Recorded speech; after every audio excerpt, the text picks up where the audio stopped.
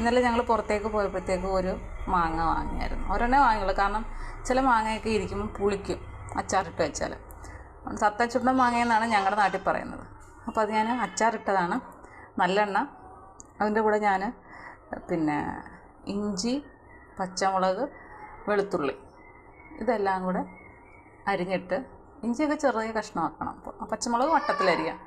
എന്നിട്ട് എണ്ണയ്ക്കകത്തിലിട്ട് മൂപ്പിക്കും. കടുക് ഇടും, കറിവേപ്പില ഇടും. എന്നിട്ട് മുളക് പൊടി മൂപ്പിച്ചിട്ട് അതൊക്കെ ഓഫ് ചെയ്തിട്ട് മുളക് പൊടി ഇടത്തുള്ളൂ.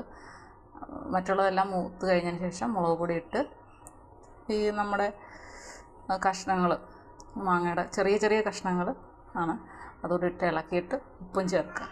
പിന്നെ കായപ്പൊടി ചേർക്കാം, ഇത്തിരി ഉലുവ പൊടി ചേർക്കാം. പിന്നെ ചിലർ വിനാഗിരിയൊക്കെ ഒഴിച്ച് വെക്കും. ഞാനങ്ങനെ വിനാഗിരി യൂസ് ചെയ്യാറില്ല. അപ്പോൾ കുറേശ്ശെ ഉണ്ടാക്കുന്നതാണ് നല്ലത്. അച്ചാറൊക്കെ ഒത്തിരി നാൾ കേട് ഇല്ലാതിരിക്കാൻ കുറേ കാര്യങ്ങളൊക്കെ ചെയ്യും. പക്ഷേ എനിക്ക് അതിനെക്കുറിച്ച് കൂടുതൽ അറിയില്ല. അതൊക്കെ നമുക്കാവുമ്പം കുറച്ച് മതി. എന്നും കഴിക്കുന്നത് നല്ലതല്ലല്ലോ. ഇങ്ങനെയാണ് ഇന്നത്തെ എൻ്റെ അച്ചാറാണ് ഇത്.